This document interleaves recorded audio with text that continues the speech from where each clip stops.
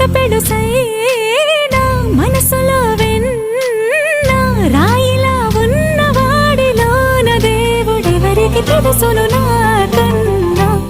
చూసేకి అగ్గిరవ్వ మాదిరే ఉంటా